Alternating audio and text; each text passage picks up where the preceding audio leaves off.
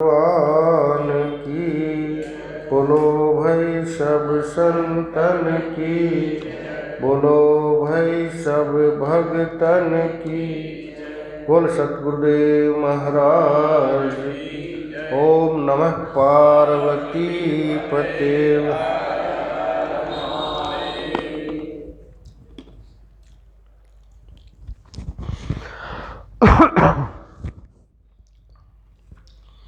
ओम श्री परमात्मने नमः।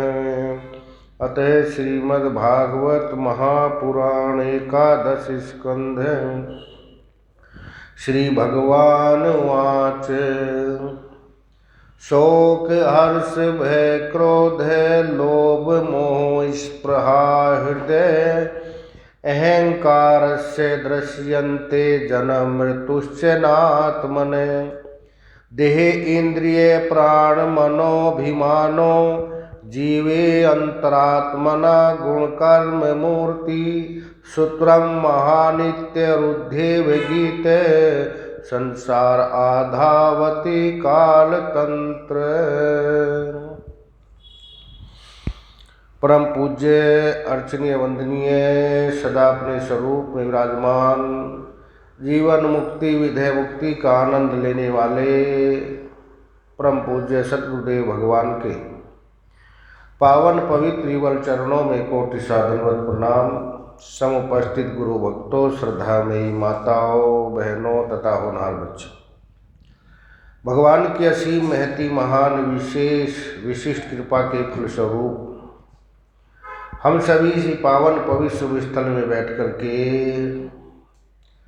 श्रीमद् भागवत में उद्धव गीता पर चिंतन कर रहे हैं। उद्धव जी ने भगवान श्री कृष्ण से प्रश्न किया है, आत्मा तो दृष्टा है और ये शरीर और संसार दृश्य है। आत्मा चेतन है, शरीर जड़ है। फिर आना जाना किसका होता है? जड़ का होता है कि चेतन का होता है? फिर ये ज्ञान किसको होता है? ये संसार दिखाई देता है, ये किसको दिखाई देता है? भगवान श्री कृष्ण इसका उत्तर देते हैं और कहते हैं, शोक हर्ष भय क्रोधो लोभ मोह स्पृहा हृदय। एक होता है बहिरंग साधन और एक होता है अंतरंग साधन। जैसे आप सभी यहाँ पर आए हैं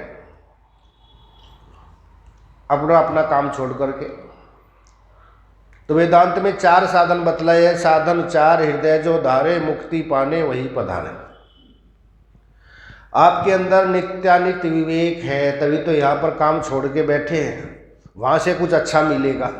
ओपी छोड़ के आए हैं, बिजनेस छोड़ के आए हैं, जॉब में से समय निकाल के आए हैं, तो आपके अंदर विवेक है। नित्य क्या है, अनित्य क्या है। अनित्य में से नित्य के लिए समय निकाला है।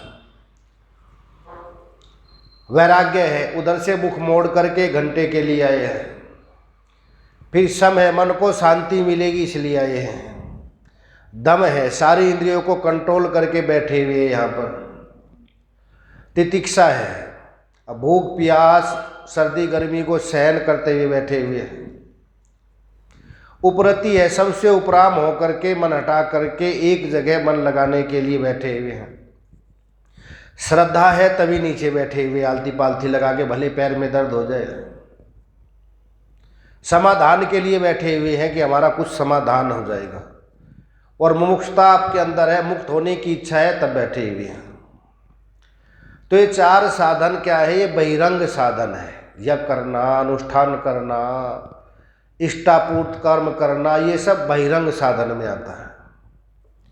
एक बहिरंग साधन होता है, एक अंतरंग साधन होता है। विचार सागर में कहा, बहिरंग तज अंतरंग धारण करो। 8 बताए अंतरंग साधन। इसमें यहाँ पर बताते हैं कि बहिरंग साधन जैसे चश्मा है, ये बहिरंग साधन है। पुस्तक पढ़ना आप चश्मा लगाएंगे, चश्मा दिखाता तो हमको पहचान नहीं कराता। अब चश्मा लगा के मैं कन्नड़ पढ़ना शुरू करूँ, पढ़ सकता हूँ कि? जब मैंने कन्नड़ पढ़ी नहीं है तो कैसे पढ़ सकता हूँ? या आपके सामने पंजाबी में लिख दीजिए, आप देखते तो है पर पहचान नहीं सकते लिखा हुआ क्या है। पहचानना अलग बात है और देखना अलग बात है। ये बहिरंग साधन हमको पहचान दिखाते हैं, पहचान नहीं कराते। इससे क्या है, अपने इंस्ट्रूमेंट की सफाई कर लेना। बंदूक की सफाई अलग चीज़ है, बंदूक खरीदना अलग चीज़ है, और निशाना लगाना सीखना अलग बात है। गाड़ी खरीदना अलग बात है और गाड़ी चलाना अलग बात है। कोई सोचे कि गाड़ी खरीद ले और चलाना शुरू कर देगा क्या? तो एक बहिरंग साधन है और एक अंतरंग साधन है। बहिरंग साधन है सफाई, बंदूक की सफाई करना अलग चीज़ है और निशाना लगाना सीखना अलग चीज़ है। देखना अलग चीज़ है और पहचानना अलग चीज़ है। तो यहाँ भगवान कहते हैं देखते तो सब है पर पहचानते नहीं है। मुश्किलें होती है आसान बड़ी मुश्किल से, आदमी बनता है इंसान बड़ी मुश्किल से। ढूंढने वाले को भगवान ढूंढ लेते हैं, परंतु हाँ कर सकती है पहचान बड़ी मुश्किल से।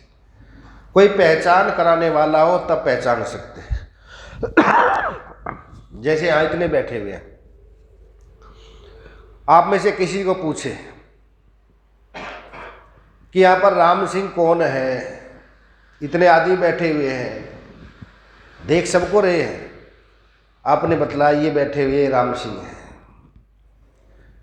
तो देखना अलग बात हो गई, पहचानना अलग बात है। पहचान लिया कि राम सिंह ये है, ये मोनीश बैठा हुआ है कि मोनीश कौन है, देख तो सबको रहे हैं, पहचानता नहीं, आपने बताइए, तो पहचान होगी।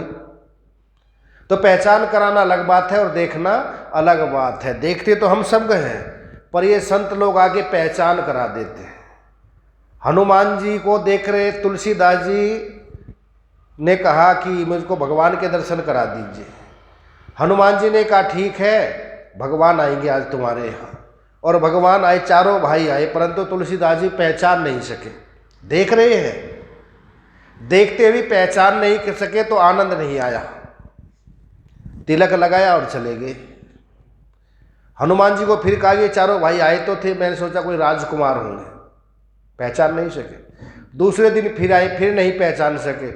तब हनुमान जी ने तोता बन करके कहा चित्रकूट के घाट पर भई संतन की भीड़, तुलसीदास चंदन घिसे तिलक लेत रघुवीर। जो तिलक ले रहे यही रघुवीर है। अब पहचान लिए, पहचान तो लिए, कहते हैं पहचान आपको, और जय बोलूँगा गुरुदेव की जय, जय जय हनुमान गुसाई, कृपा करी गुरुदेव की नाई। कैसे कृपा की? गुरुदेव की तरह कृपा की है आपने हम पर। गुरुदेव पहचान करा देते हैं। तो इसीलिए सत्संग में जरूरत है। आत्मा तो सर्वव्यापक है, पर पहचान कराने वाला होना चाहिए।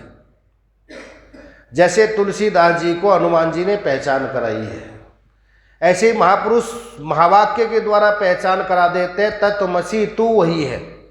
और शिष्य अपने में समझ लेता है अहम ब्रह्मास्मि। तत्वम का ठीक ठीक शोधन करके समझा देते हैं, और जब शोधन हो जाता है तो ठीक ठीक अपने आप को समझ लेते हैं। तो ये बहिरंग साधन से नहीं, अंतरंग साधन से समझते हैं। और अंतरंग साधन क्या है? मोक्ष का अंतरंग, सबसे अंतरंग साधन क्या है? साक्षात विचार, जो हम बैठ के कर रहे हैं, नित्यानित्य विवेक विचार। तो भगवान यहाँ पर यही बतला रहे हैं, पहचान कराते हैं। और जब तक पहचान नहीं होते आनंद नहीं आएगा। जब तक अपने आप की पहचान नहीं होगी आनंद नहीं आएगा। जब भारत पाकिस्तान एक ही था तो सिंध में गए थे एक महापुरुष, ऋषिकेश में आश्रम है मंगलनाथ, पंजाब सिंध क्षेत्र से जुड़ा हुआ। तो वो ट्रेन में बैठे थे मंगलनाथ जी, एक सज्जन सिंधी में भी बैठे हुए थे। उन्होंने उनसे पूछा महाराज जी आप कहाँ रहते हो? कि ऋषिकेश में रहते हैं। कि ऋषिकेश में मंगलनाथ जी को आप पहचानते हो? कि हाँ पहचानता हूँ। मुझको बता सकते हो? कि बता सकता हूँ। दोनों ट्रेन में आते रहे, 2 दिन लग गए, 2 रात्रि लग गए। ट्रेन भी धीमे धीमे चलती थी। जब ऋषिकेश ले गए, उनका आश्रम बता सकते हो? कि बता सकता हूँ, ये उनका आश्रम है। वे आश्रम में चले गए और महाराज जी स्नान करने के लिए गए। स्नान करके आके अपनी गद्दी पर बैठ गए। उनसे पास में एक सज्जन बैठा था, उससे पूछा मंगलनाथ जी कहाँ हैं? बोले सामने बैठे मंगलनाथ जी हैं। बोले हे मंगलनाथ जी, तो 2 दिन से हम साथ में आ रहे थे। पास में गुरुजी आपने बताया नहीं मैं ही मंगलनाथ जी हूँ। बोले आपने पूछा नहीं, आपने पूछा था मंगलनाथ जी को जानते हो, मेरे को बता सकते हो कि बता सकता हूँ। खुश हो गए महाराज जी आपके दर्शन करके मैं कृत हो गया। दर्शन 2 दिन से कर रहे थे तब आनंद नहीं आया, और जब बताया यही मंगलनाथ जी है तो आनंद आ गया। अब पहचान हो गई, अपने साथ हम बचपन से ही है और सदा ही है। पर जब महापुरुष समझ आते हैं जो तेरे हृदय के अंदर बोल रहा है, धड़क रहा है, यही तुम्हारी वास्तविकता है, यही तुम्हारा अपना स्वरूप है। मन तो ब्रह्म स्वरूप है, अपना रूप पहचान। अपने आप को ठीक ठीक जानकारी करा देते, अपने से मुलाकात करा देते, और अपने से जिसने मुलाकात कर ली दुनिया में उसने बड़ी बात कर ली। हम अभी अपने आप को जानते नहीं हैं, और भगवान इसी बात को कहते हैं अपने आप को न जानने का कारण क्या है, आज कारण बतलाते हैं। उद्धव जी ने प्रश्न किया फिर ये जन्म मरण किसका होता है, तो कहते शोक हर्ष भय क्रोधो। उद्धव जी अहंकार ही इसका मुख्य कारण है। क्या है? अहंकार है, शोक है, हर्ष है, क्रोध है, लोभ है, मोह है, स्पृहा और जन्म मृत्यु का शिकारी है, बनता ही रहता है। इनके कारण 8 लक्षण बताते हैं। सबसे पहले यहां पर लेते हैं शोक।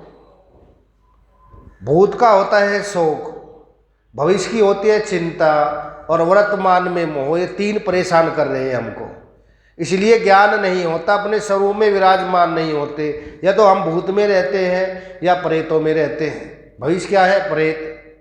वर्तमान में मोह परेशान करता है, बच्चे जो वर्तमान में है इनका मोह परेशान करता है, या तो उनके बारे में सोचते रहते हैं। या भूत में वो प्लाट हमने खरीदा था, अगर आज होता तो इतने पैसे हो जाते हैं, हमने गलती की, बेचना नहीं चाहिए था, हमने वो दुकान बेची, गलत किया, बेचना नहीं चाहिए था। या तो भूत में रहते हैं। या फिर भविष्य में क्या होगा, इन बच्चों का क्या होगा, ये चिंता रहती है, और वर्तमान में उनका मोह परेशान करता है। और तीनों की निवृत्ति कर दीजिए, कोई परेशानी नहीं है, सदा अपने स्वरूप में रहेगा। स्वरूप में न रहने के ये 3 प्रतिबंध है। 3 ये बैरियर जैसे लगाते हैं ना पुलिस वाले, कल बैरियर लगाएंगे, इंतजाम कर रहे हैं फ्लाईओवर पे, आप नहीं जा सकते। क्यों नहीं जा सकते? कारण बताते हैं, कारण ये है इसलिए नहीं जा सकते। पहले ही कारण बतला दिया, कोरोना के कारण 2 दिन बिल्कुल बंद रहेगा, कोई आ नहीं सकता, उसका कारण है। तो इसका भी कारण है, हमें ज्ञान क्यों नहीं हो रहा, हमें उस आनंद की प्राप्ति क्यों नहीं हो रही जो महापुरुषों को हुई है। तो कहते हैं इसका कारण है, बिना कारण के कोई कार्य नहीं होता। तो कारण क्या है? सबसे बड़ा कारण है शोक।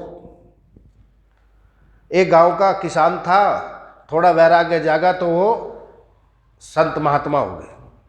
अब रोज ब्रह्मसूत्र पढ़ाते थे गुरुजी, उपनिषद पढ़ाते थे। उसे एक दिन पूछा तुम्हारी समझ में कुछ आता है? बोले गुरुजी सच बताओ मेरी समझ में खाक नहीं आता। उन्होंने पूछा क्यों नहीं आता समझ में, तुम्हारा मन कहाँ जाता है? बोले सच सच बताता हूँ, 2 साल पहले मैंने एक भैंस खरीदी थी, और वो भैंस 20 किलो दूध देती थी, बीमार हो गई, वो मर गई।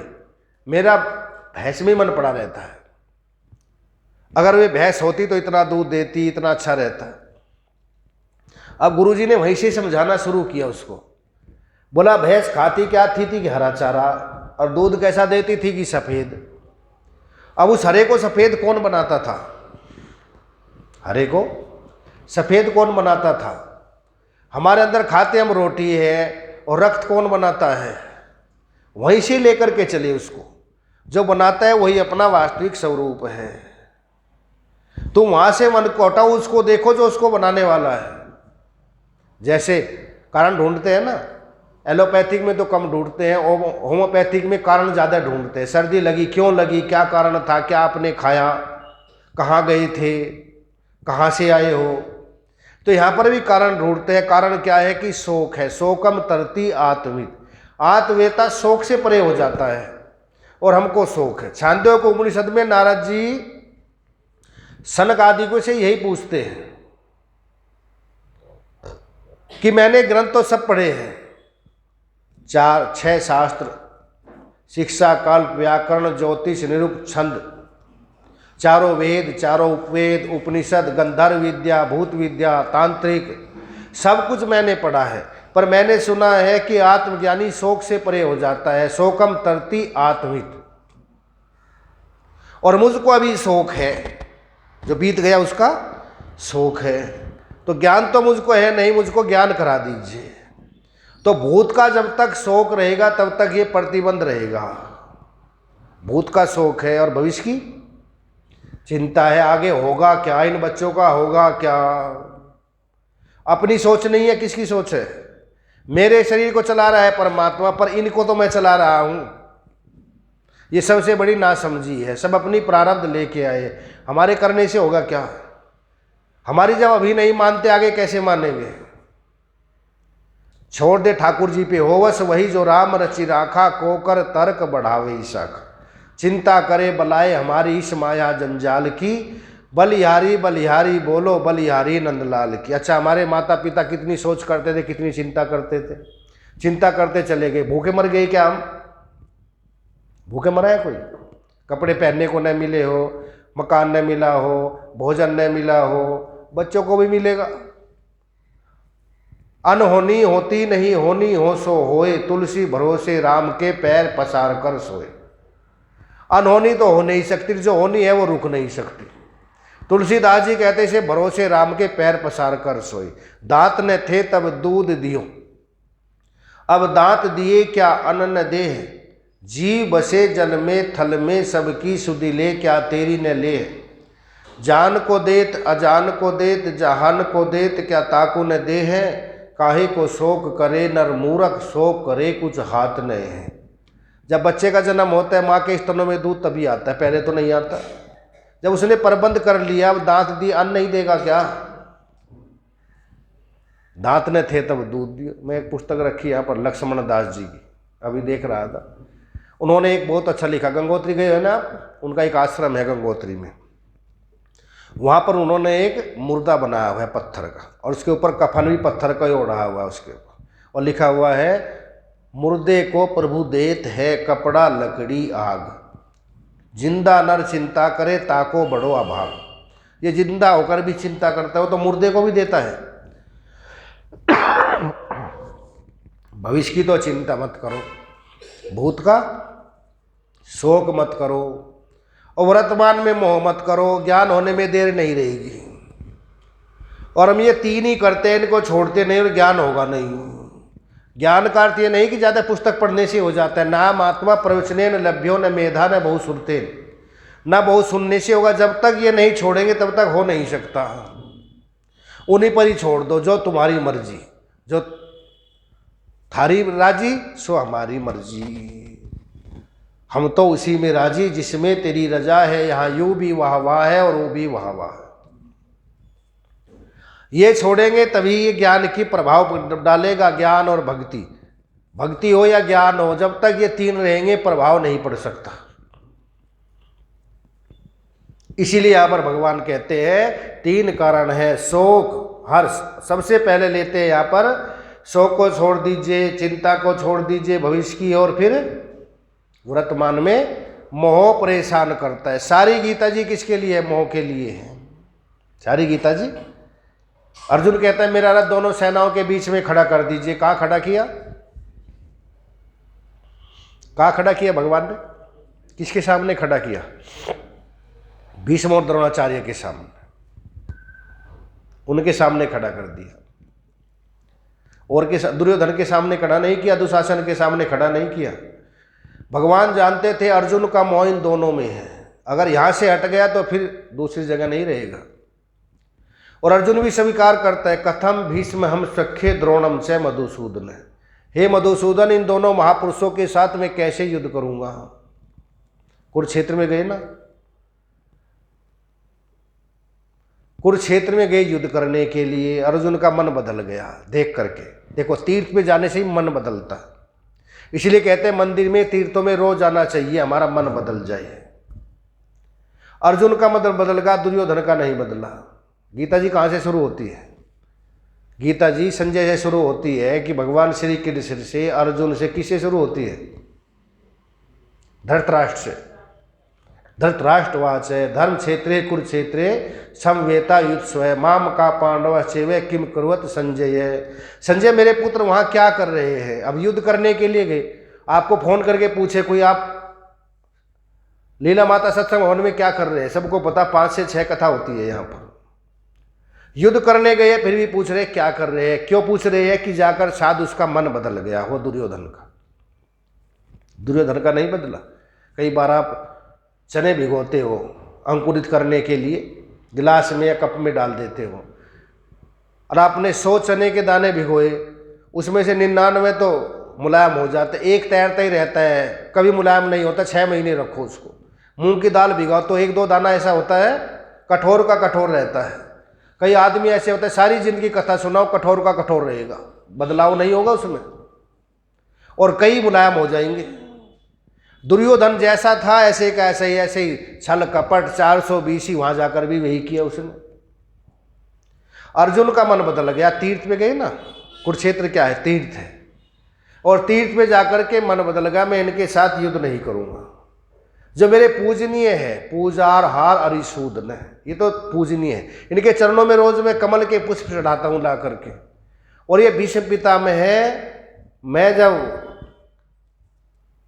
आता था युद्ध करके, मेरे धूल दूषित वस्त्र होते थे तो मुझको अपने श्वेत वस्त्रों की परवाह नहीं करते थे, हृदय से लगा लेते थे। उन पर कैसे बाण चलाऊं? और ये गुरु द्रोणाचार्य, ऐसा मैं नहीं हूं कि ऐसा भस्मासुर हो जाऊं कि जिससे बाण चलाने सीखे उसी पर ही इनका प्रहार करूं। सागर की गंभीरता को नापा जा सकता है, इन गुरुदेव की गंभीरता को नहीं नापा जा सकता। भले मैं भिक्षा मांग के खा सकता हूं पर इनके साथ युद्ध नहीं करूंगा। अर्जुन का मन बदल गया, मोह हो गया। किसका मोह हो गया? दोनों का मोह हो गया। और भगवान ने मोह ही दूर किया है अर्जुन का। सारी गीता जी किस लिए है? और नष्टो मोह स्मृति लब्धा, मेरा मोह दूर हो गया, भगवान भी चुप हो गए। तो कहते हैं दूसरा क्या है यहाँ पर? मोह। और 15वें अध्याय में भी कहते हैं निर्माण मोहा जित संग दोषा अध्यात्म नित्या विनिवृत्त काम द्वंद्वे मुक्ता सुख दुख संगे गच्छन्त मूढ़ा पद्मवयम तत्। 2 ही बता रहे हैं वहां पर भी। और 12वें अध्याय में भी कहते हैं अद्वेष्टा सर्वभूताना मैत्रेय करुणैव च निर्ममो निरहंकार सम दुख सुख है क्षमी। जिसका मान और मोह दूर हो गया मुझको बहुत प्रिय है। जिसका अभिमान और मोह दूर हो गया मुझको प्रिय है। 15वें भी कहते हैं निर्माण मोह, कसौटी देते हैं हमारे हाथ में।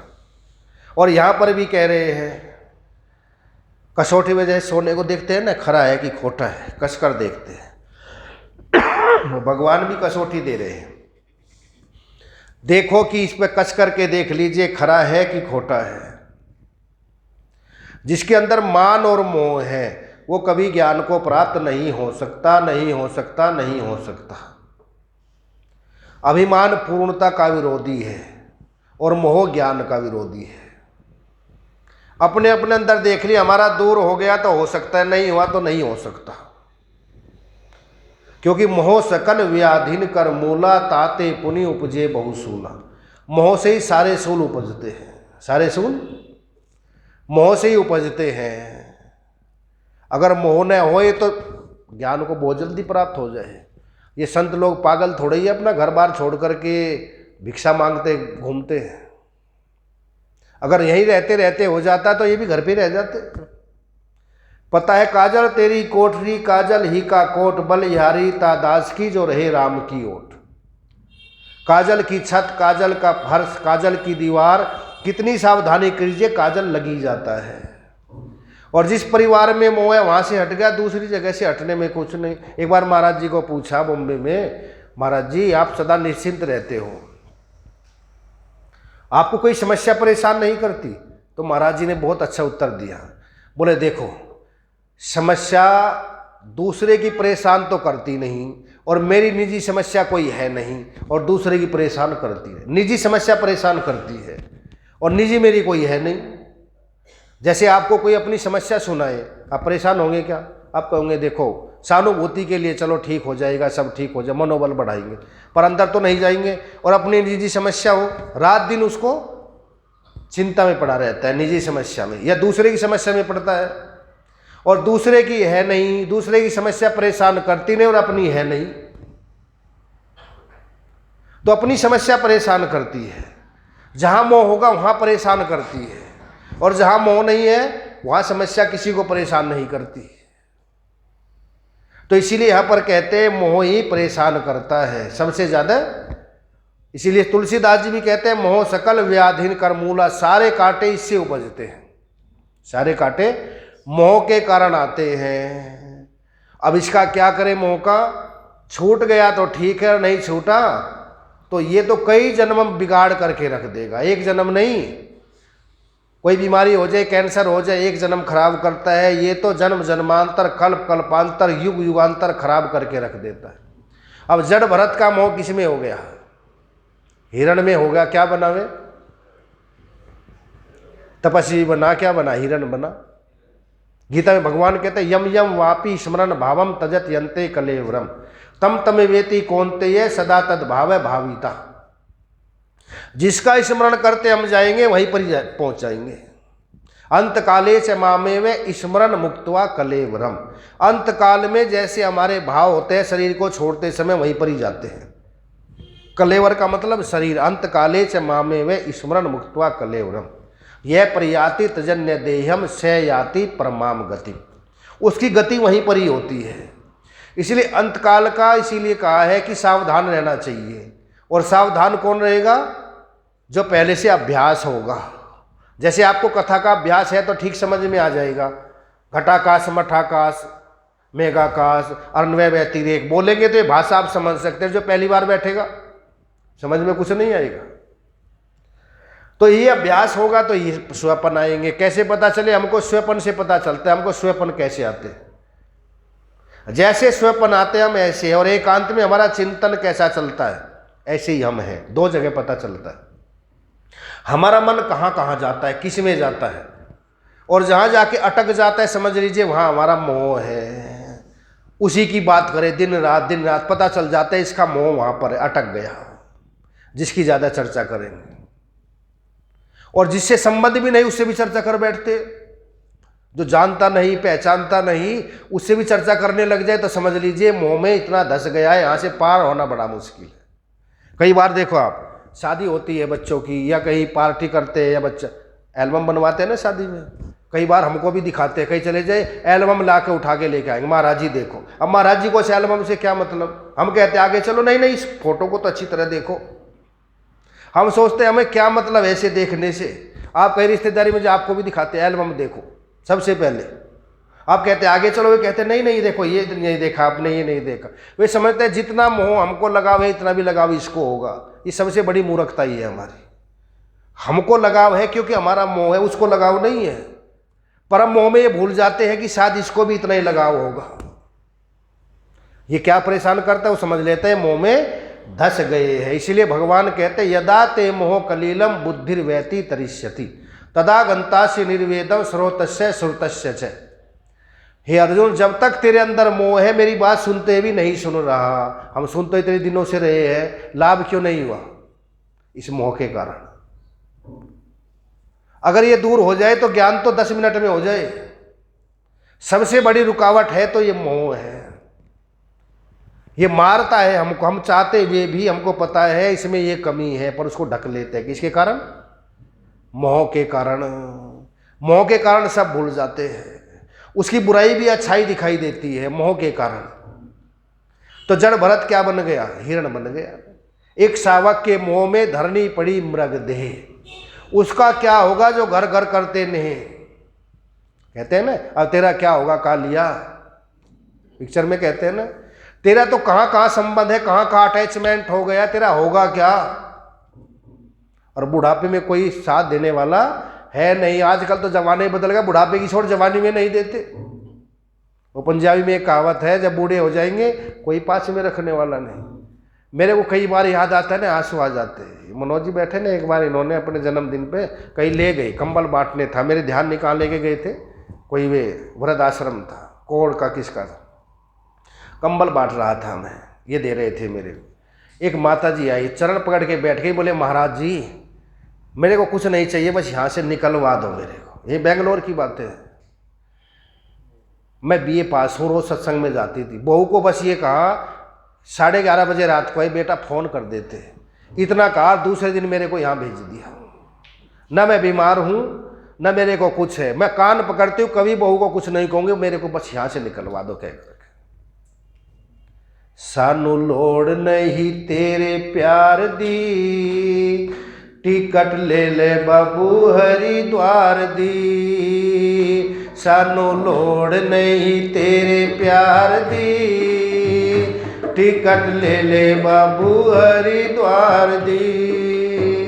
डुबकी गंगा विच लाना, रोटी लंगर विच खाना। डुबकी गंगा विच रोटी लंगर विच खाना, कोई लोड़ नहीं कारोबार दी। टिकट ले ले बाबू हरिद्वार दी। सानू लोड़ नहीं तेरे प्यार दी, टिकट ले ले बाबू हरिद्वार दी। सानू नहीं तेरे प्यार दी, टिकट ले ले बाबू। बच्चों के साथ तो हम ही बना के रखते हैं, अगर उनके साथ हमने बना के रखे 1 मिनट में बिगड़ जाए, हम फिर भी सोचते हैं कोई बात नहीं, कोई बात नहीं, शायद सुधार हो जाए, सारा सुधार हो जाए। सच बताओ, हम बना के रखते हैं कि वे बना के रखते हैं? कौन रखते हैं बना करके? हम ही बना करके रखते हैं, वे बना के रखने वाले है नहीं, जीते जी। तो इसीलिए यहां पर कहते हैं, फिर भी क्या कारण है, क्यों परेशान है? इस मोह के कारण। भगवान कहते ज्ञान में सबसे बड़ा विरोधी ये है। ऐसा नहीं कि हाथ तोले से धोएर पोंछ लिए चला गया, इसकी जड़ें बहुत गहरी है। कहाँ तक जड़ें फैली है? पूरे संसार में फैली हुई है। ऊर्ध्व मूल अधः शाखा मस्वत्तः प्रावरभूयम् छंदांसि यस्य पर्णानि यस्तम वेद स वेद। दूर कैसे होगी? बोले असंग शस्त्रेण दृढ़ेन छित्वा, असंगता का शस्त्र लेकर के इसका छेदन करो। छेदन नहीं कर सकते तो होने वाली नहीं है। इसकी जड़ें काटो पहले, जहाँ जहाँ जड़ें हैं वहाँ से काट करके फिर ये कट सकता है। असंगता का शस्त्र को पहले उसको पहना कर लीजिए, पहना कर लीजिए, और पहना हो जाएगा, एक जोर से वार मारो और दूर हो जाइए। नहीं होगा तो ये कटने वाला नहीं है। इसीलिए यहाँ पर भी भगवान कहते हैं परेशान करते दो ही करते हैं, पहला मोह और दूसरा अहंकार। दूसरा क्या? अहंकार। दिल्ली में एक वो चले गए जैनी महात्मा थे, नंगे, अभी शरीर शांत हुआ 2-3 साल पहले। उनको बोलने का जवाहरलाल नेहरू यूनिवर्सिटी में मौका मिला, तो उन्होंने पूछा, बच्चों सच बताओ सबसे ज़्यादा अपमान किसका करते हो तुम, सबसे ज़्यादा किसको रुलाते हो? बोले अपने माता पिता को सबसे ज़्यादा। सबने कहा कि अपने माँ बाप को, सारा खर्चा दे, सब कुछ देते हैं, उन्हीं की नहीं मानेंगे, उल्टा चलेंगे। औरों की मान ले पर उनकी नहीं माननी है। जितना पढ़ा लिखा इतना ही कम मानेगा। तो इसीलिए कहते हैं जब मानते नहीं फिर भी हम किसके लिए रो रहे हैं, किसके लिए मरे जा रहे हैं, किसके लिए जोड़ने में लगे हुए हैं? कारण क्या है? ये मोह कारण है। अगर ये मोह न हो तो ज्ञान होने में देर नहीं लगती है। ऐसा है, ये ऐसा अंधेरा है जैसे कोहरा आ जाता है ना, कुछ दिखाई नहीं देता। मोह में कुछ दिखाई नहीं देता। धृतराष्ट्र कहता है विदुर तेरी बात बहुत अच्छी लगती है, पर जब दुर्योधन आ जाता है सब भूल जाता हूं। बातें दुर्योधन अच्छी लगती थी, सनत सुजात को भी बुलाया, मोह दूर नहीं हुआ। और जब दुर्योधन मर गया, युधिष्ठिर जी ने फिर समझा, तुरंत समझ में आ गया। बोले चलो, तुरंत चले गए। बोले तू भीमसेन का ऐसे टुकड़े डालता है जैसे कुत्ते को डालते हैं, यहाँ खा रहा है, शर्म नहीं आती, चलो मेरे साथ। तुरंत चले गए। और पहले 10 बार 20 बार समझाया, समझ नहीं सके। बोले दुर्योधन जब आता है मैं सब कुछ भूल जाता हूँ इसके मोह के कारण। तो हमारा भी कहीं यही हाल तो नहीं है, ना अच्छा ना बुरा, कुछ भी समझ में नहीं आता। उस मोह में ऐसे अंधे हो गए, ऐसे अंधे हो गए। धृतराष्ट्र तो बाहर से भी अंधा था, अंदर से भी। हम बाहर से तो अंधे नहीं, पर अंदर से मोहांध हो गए। मोहांध का मतलब होता है मोह में अंधे हो गए हैं और कुछ दिखाई नहीं देता है। तो इसीलिए भगवान कहते हैं पहले उद्धव जी, कारण ये मोह बार बार मारता रहता है, बार बार मारता रहता है, बार बार मारता रहता है और मरते रहते हैं, आते रहते हैं, पुनरपि जननम पुनरपि मरणम। इससे दूर होइए। दूसरा कहते हैं अहंकार। दूसरा अहंकार है। अहंकार का अर्थ है जो हमारा है नहीं वो अपना मान लिया है, माल तो किसी का, अभिमान है हमारा। और भगवान कहते हैं जो तेरा है वो मुझको चढ़ा दीजिए। मोह मैंने नहीं बनाया, तूने बनाया है। एक होती है मानसमयी सृष्टि और एक होती है मनोमयी सृष्टि। मानसमयी सृष्टि हम सब भगवान ने बनाई है, शरीर है ये तो भगवान के बनाए हुए, इसमें किसी को मोह नहीं है। और जो अपने आप बनाया है, मेरी पत्नी, मेरा बेटा, जहाँ मेरे की मोहर लगाई वहीं बंध गए, ये मोह हो गया। ये जीव सृष्टि है, ये ईश्वर सृष्टि नहीं है। जो ईश्वर ने बनाए हम सब बनाए हैं तो भगवान ने बनाए हैं, पर जिसको हमने कहा मेरा, मेरे की मोहर लगते ही, जैसे रामदेव बाबा है ना, सामान बनवाते हैं कहीं कहीं और ट्रेडमार्क का लगा देते हैं पतंजलि का, तो मेरा हो गया। तो भगवान का माल तो भगवान का ट्रेडमार्क का हमने लगा दिया कि मेरा हो गया। मेरा हो गया तो बंध गए, उसका सुख दुख दोनों व्यापने शुरू हो गए। और जहाँ मेरे की मोहर नहीं है कहीं बंधन नहीं है। मेरे की मोहर हटा दीजिए, अहमता और ममता हट गई तो समता आ जाएगी। और जहाँ मेरे मेरे की जहाँ जहाँ मोहर होगी वो सुख भी देता है और दुख भी देता है। और जहाँ से मोहर हट गई, ट्रेडमार्क हट गया, कहीं मेरा नहीं है और मेरा नहीं है तो मोह भी नहीं है और मोह भी नहीं है तो दुख सुख भी नहीं है। और दूसरा बताते अहंकार। अहंकार ऐसा है ये ज्ञान का विरोधी है। देखो गोपियाँ सब कुछ छोड़ करके आ गई भगवान के लिए, सब कुछ छोड़ा उन्होंने, परिवार छोड़ दिया, बच्चे छोड़ दिए, गायें छोड़ दी, मकान छोड़ दिया, रिश्ते संबंधी सब छोड़ दिए और भगवान के साथ जब एक रूप हो रही थी अहंकार आ गया। और अहंकार आते ठाकुर जी अंतर ध्यान हो गए। अब रो रही है। पहले अहंकार क्यों आ गए? त्रिलोकी ना देखो, सब दुनिया इसकी उंगली पे नाचती है, हमारी उंगली पे नाच रहा है। दृष्टि भगवान से हट गई और अपने शरीर पर आ गई, अहंकार आ गया। और भगवान कहते हैं मेरे यहाँ सब का उद्धार हो जाता है, कामी का, क्रोधी का, लोभी का, पर अहंकारी का नहीं होता। या तो अहंकार रहेगा या मैं रहूँगा, दोनों नहीं रह सकते। प्रेम गली अति साकरी या में दो न समाये, दोनों नहीं समा सकते। चाखा चाहे प्रेम रस, राखा चाहे मान, एक म्यान में दो खड़क देखी सुनी न कान। एक म्यान में दो तलवार नहीं रह सकती, इसीलिए न किसी ने देखी न सुनी। अभिमान भी रहे और परमात्मा भी रहे, दोनों कभी नहीं रह सकते। भगवान कहते हैं कि उद्धव जी एक तो मोह छोड़ दीजिए और एक अहंकार। अहंकारी आदमी झुक नहीं सकता, गलती भी हो अपनी मान नहीं सकता। और पता चल जाता है जो अकड़ के चलता है ना, देखो सीढ़ियां पर चढ़ते हैं, जब झुक के चढ़ते हैं, ऊपर आते हैं ना सीढ़ियों से, और जब उतरते हैं देख लेना, यहां से जाएंगे ना आप, झुक के नहीं, अकड़ के सीधे उतरेंगे। और जब चढ़ेंगे झुक के चढ़ते हैं। जो झुक जाता है, नम्रता जिसके अंदर आते हैं, समझ लीजिए वो उन्नति कर रहा है। और जो अकड़ा हुआ है समझ लीजिए वो नीचे की तरफ आ रहा है, ऊपर की तरफ नहीं जा रहा।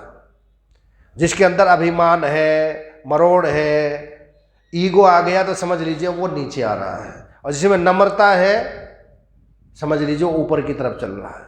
जिस शाखा पर फल लग जाते हैं वो शाखा झुक जाती है, और शाखा का झुक जाना ही फल लगने का प्रमाण है। युधिष्ठिर झुक गया। जब युद्ध शुरू हुआ युधिष्ठिर अपने यहाँ से गए, जाकर के भीष्म पितामह को, गुरु द्रोणाचार्य, कृपाचार्य जी को प्रणाम किया। दुर्योधन ने प्रणाम नहीं किया, उनको आशीर्वाद दे। बोले भीष्म पितामह ने कहा अगर दुर्योधन आज तू युधिष्ठिर के चरण स्पर्श करता तो तुझको आशीर्वाद देता, और उसने आशीर्वाद कभी नहीं लिया, क्योंकि अहंकार था। अहंकारी आदमी झुक नहीं सकता। उस पढ़ाई लिखाई का क्या करे? आजकल के बच्चे पढ़े लिखे देखो कितने हैं, पर सास ससुर के सामने झुकना ही पसंद नहीं करते। तो वो पढ़ाई का फायदा क्या है? एक बताते थे ना महाराज जी, कोई पढ़कर के लड़का, उसने प्रणाम नहीं किया अपने माता पिता को, तो उसने कहा जो पढ़ाई लिखाई करके माँ बाप को जब खपती समझते हैं, उन पुस्तकों को जप्ती समझते हैं। उन पुस्तकों को तो समुद्र में फेंक देना चाहिए, जिससे अहंकार आ जाए। पढ़ाई लिखाई से तो नम्रता आनी चाहिए। तो इसीलिए यहाँ पर भी कह रहे हैं कि अहंकार है पूर्णता का विरोधी है, पूर्णता का ज्ञान होने नहीं देता। और किस चीज का अहंकार करे? गोपियों को अहंकार आया और भगवान अंतर ध्यान हो गए। आगे कौन मिली? गोपियां ढूंढ रही है, कौन मिली गोपियों को? राधा रानी। राधा रानी कौन है? गुरु है। बिना गुरु के भगवान की प्राप्ति चाहते थे, अहंकार आ गया। अब गुरु का साथ मिला, फिर अहंकार नहीं आया। 3 कथाएं आपको भागवत जी में मिलेगी। राधा रानी कौन है? सुखदेव जी गुरु कौन है? नाम नहीं लिया, राधा जी है। गोपियां ढूंढ रही है बिना भगवान को, बिना गुरु के साधना कर रही है, अहंकार बीच में आ गया, भगवान नहीं मिले। और फिर जब राधा रानी मिल गई, गुरु जी मिल गए और उनके द्वारा साधना कर रही है, वह अहंकार नहीं रहा, कभी अहंकार नहीं आया। दूसरा आता है उद्धव जी। उद्धव जी देखो, ज्ञान तो है परंतु बिना गुरु के। भगवान ने सोचा इसका गुरु है राधा रानी, उनके पास जाएगा जब इसका अहंकार दूर होगा, जब इसको आत्मज्ञान हो जाएगा, उनके पास भेजा। तीसरे है रुक्मणी। रुक्मणी के लिए किसको बीच में आया? गुरु बीच में आए। गुरु क्या करते हैं? बिचौलिया का काम कर देते हैं।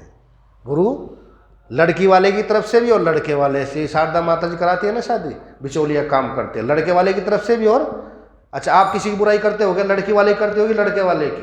दोनों की प्रशंसा करते हो। कोई कमी भी होती है, बोले नहीं लड़की तो है ठीक है, परंतु इसकी हाइट को मत देखो, इसके गुण देखो, इसकी सर्विस देखो, इसकी जॉब देखो, कितने पैसे कमाती है, खानदान देखो। लड़का ठीक है पर कमजोर, अरे खा पी के हो जाएगा, चिंता मत करो। तो गुरु भी ऐसा ही काम बिचौलिया करता है, भगवान को जीव की व्यथा सुनाता है और जीव को भगवान की कथा सुनाता है। भगवान कहते हैं ठीक है, परंतु इसमें देख दो कमी तो है, पर इसकी श्रद्धा तो देखो ठाकुर जी, कितनी निष्ठा है, रोज कथा सुनते हैं, रोज आते, ये भी दूर हो जाएगी। और जीव को भगवान की कथा सुनाते हैं, अरे देखो कैसे पापी तापी संतापी भी पार कर दिए, अजामिल जैसों का उद्धार कर दिया और गणिका जैसों का उद्धार कर दिया। आपका उद्धार क्यों नहीं करेंगे? भगवान तो कृपालु है, दयालु है, करुणा वरुणाल्य है। तो बिचौलिया का काम करते हैं गुरु और दोनों को मिला देते हैं। तो यहाँ पर भी कहते हैं साधना शुरू करें तो गुरु के साथ करेंगे तो अहंकार नहीं आएगा। भगवान कहते हैं अहंकार के कारण हम अपने ज्ञान से वंचित रह जाते हैं, इसलिए इस अहंकार को दूर करो। गोपियों का अहंकार दूर हो गया, भगवान मिल गए। दूसरा, भगवान के यहाँ पर ही रहते हैं द्वारिका में 3, सुदर्शन चक्र रहता है, गरुड़ जी रहते हैं और तीसरे सत्यभामा। 3 को अहंकार आ गया। भगवान ने सोचा मेरे पास रहते हैं, इनको अहंकार आ गया, इनका अहंकार तो दूर करना चाहिए। हनुमान जी को कहा जाकर, ये गरुड़ जी हनुमान जी को लेकर के आओ, जल्दी मुझको कार्य, एक क्षण में लेकर के आओ। गरुड़ जी ने कहा एक क्षण की बात करते, मैं आधे क्षण में लेके आ जाता हूँ। गए जाकर के कहा हनुमान जी आपको भगवान याद करे, जल्दी चलो, आधा क्षण तो बीत गया, आधे क्षण में कहते लेकर के आओ, मेरी पीठ पर बैठो, जल्दी ले जाऊंगा। हनुमान जी ने कहा तुम चलो मैं आता हूँ। गरुड़ जी ने कहा आते नहीं हो, कूदते फालते होंगे, महीनों लग जाएगा, मेरी पीठ पर बैठो। हनुमान जी ने सोचा भगवान के पास बैठे तो अभिमान की भाषा बोल रहे हैं, अहंकार की भाषा बोल रहे हैं। हनुमान जी ने उठा और वहीं से ही फेंक दिया। जाके द्वारिका में पड़े, छलांग लगे, उनसे पहले आ गए, सारा अभिमान नीचे आ गया। अंदर जाने लगे, सुदर्शन चक्र ने कहा मेरे बिना एक कण भी अंदर नहीं जा सकता। बोले तो ये भी मैं कर रहा है, उसको भी उठाया, मुख में रख लिया। अंदर गए, भगवान ने कहा था देखो सत्यभामा तुम सीता जी बन जाओ, मैं भगवान श्री राम बन जाता हूं, मेरे भक्त आ रहे हैं हनुमान जी। सत्यभामा को अपनी सुंदरता का बहुत अभिमान था, वे सीता जी बन के बैठ गए, धनुष बाण लेके बैठ गए। हनुमान जी ने प्रणाम किया, तब तक गरुड़ जी आ गए। देखा गरुड़ जी का सारा अहंकार दूर हो गया। बोले हनुमान जी तुम बोलते क्यों नहीं? पहले बोले सुदर्शन चक्र को पकड़ो। ये कह रहा था मैं एक कण भी अंदर नहीं डालने देता, ये अहंकार की भाषा बोल रहा था। फिर हाथ जोड़ के कहा प्रभु जी साथ में दासी कौन बैठा ही है? वे भी उठ करके भाग गई, तीनों का अहंकार दूर हो गया। तो इसीलिए कहते हैं अहंकार किस बात पर करे, इस तन धन की कौन बढ़ाई, देखत देखत मिट्टी मिलाई। 18 भाषाओं का एक जानकार था, एक्सीडेंट हो गया, पहचान भी नहीं सका किसी को। एक विश्व सुंदरी थी, पता नहीं रात्रि में कुछ खाया, सारे शरीर पर सफ़ेद सफ़ेद दाग हो गए, दूसरे दिन आत्महत्या कर ली। पहलवान गामा थे देखो, जिन्होंने 52 साल तक पीठ नहीं टिकने दी और बुढ़ापे में फालिश हो गया, करवट भी नहीं बदल सकते थे। तो किस बात का अहंकार करें? अहंकार के लिए यहाँ कुछ भी नहीं है। जीवन 2 दिन की चदनिया, इतराए काहे पे, इतराने के लिए कुछ भी नहीं है। पर हम छोटी छोटी बातों पे, मकान बन गया उसका अहंकार, गाड़ी आ गई उसका अहंकार, थोड़ा गला ठीक है गाने में उसका अहंकार, थोड़ा ज्ञान हो गया उसका अहंकार। और गृहस्थी को नहीं, महात्माओं को भी कुंभ में आप जाकर देखो, वो कहते हैं मेरा पहले चलेगा, वो कहता है मेरा पहले। आसनों पर अहंकार हो जाता है, इनका आसन ऊंचा, मेरा आसन नीचा, मैं कौन सा इनसे कम हूं। इसलिए महाराज जी कभी चक्कर में पड़े ही नहीं, अकेले रहे। तो अहंकार की भाषा जहां होगी वहां ज्ञान नहीं हो सकता है। तो इसलिए अहंकार को छोड़ दीजिए और अपने मन को यही समझाइए, मिट्टी का होकर भी कितना इतराता है, मिट्टी का होकर भी कितना इतराता है। औकात नहीं कुछ भी फिर भी इठलाता है, औकात नहीं कुछ भी फिर भी इठलाता है। मिट्टी का होकर भी कितना इतराता है, मिट्टी का होकर भी। लोहे का होता तो कुछ सहन भी कर लेता, लोहे का होता तो कुछ सहन भी कर लेता। एक कांटा छोटा सा, एक कांटा छोटा सा तुझे चीर के जाता है, एक कांटा छोटा सा तुझे चीर के जाता है। मिट्टी का होकर भी कितना इतराता है, मिट्टी का होकर कितना इतराता है।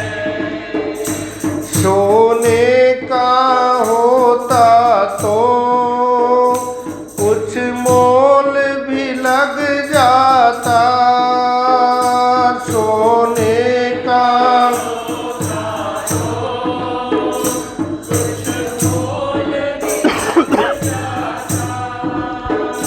सोने का होता तो कुछ मोल भी लग जाता, सोने का होता तो कुछ मोल भी लग जाता। कागज से भी कच्चा है, कागज कच्चा है, यूं ही गल जाता है, कागज कच्चा है, यूं ही गल जाता है।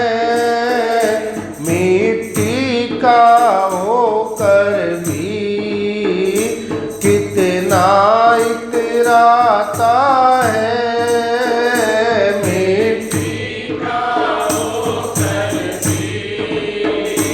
कितना इतराता है।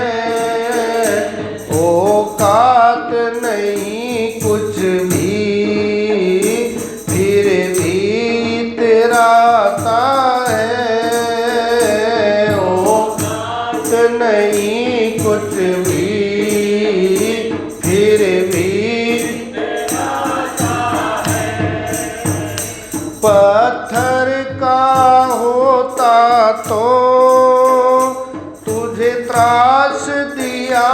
जाता, पत्थर का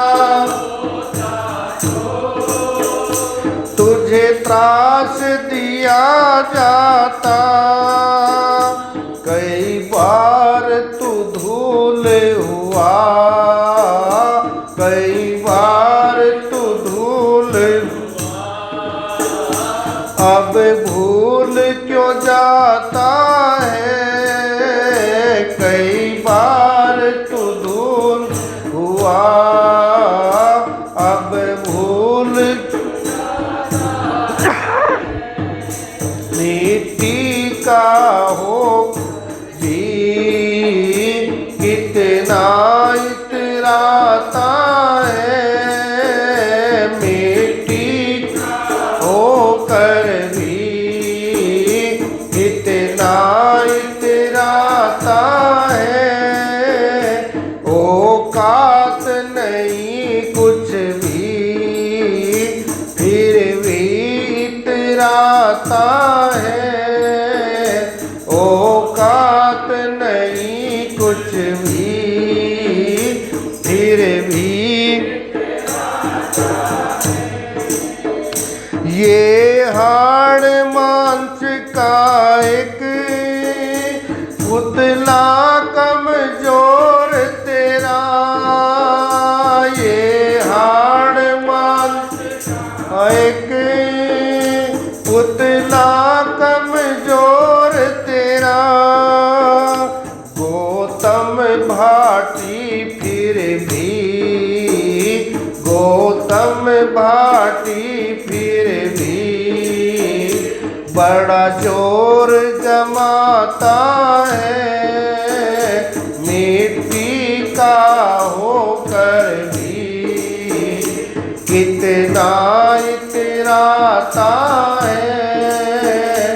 औकात नहीं कुछ भी, फिर भी इतराता है। मिट्टी का होकर, तो मिट्टी का होकर के इतना इतराता है इस अहंकार के कारण, ईगो के कारण। और खुदी से अगर तू जुदा हो गया है, खुदा की कसम तू खुदा हो गया है। बीच में जो खुदी है ये अहंकार आ गया, ये सब खराब कर देता है। दो ही कारण है, निर्माण, मोह, मोह और अहंकार। तो भगवान यहाँ पर भी, भागवत में भी, रामचरितमानस में भी, सभी जगह कहा है। ये 8 बता रहे हैं यहाँ पर, शोक, हर्ष, भय, क्रोधो, लोभ, मोह, स्पृहा, देह। एक स्पृहा है और एक लोभ है और एक अहंकार से दृश्यन्ते जन्म मृत्यु नात्मनय। ये जन्म मृत्यु के चक्कर में ये डाले हुए हैं हमको, और इस मनुष्य शरीर में ही दूर हो सकता है। अगर करना चाहे तो यहीं बैठे बैठे कर सकते हैं। इसका उपाय क्या है? अहंकार और मोह दूर कैसे हो, पहले सोचो ये हमारे अंदर है क्या। पहले बीमारी बताते हैं, रिपोर्ट बताते हैं डॉक्टर, और लक्षण आ जाता है, सिस्टम्स आ जाते हैं। ये हमारे अंदर सिस्टम्स है, तो इनका उपाय क्या है, दूर कैसे हो सकते हैं, करे न करे कल सुन लेना इसको, कल बतलाएंगे कैसे ये दूर होने का उपाय क्या है। अब आरती होगी उसके बाद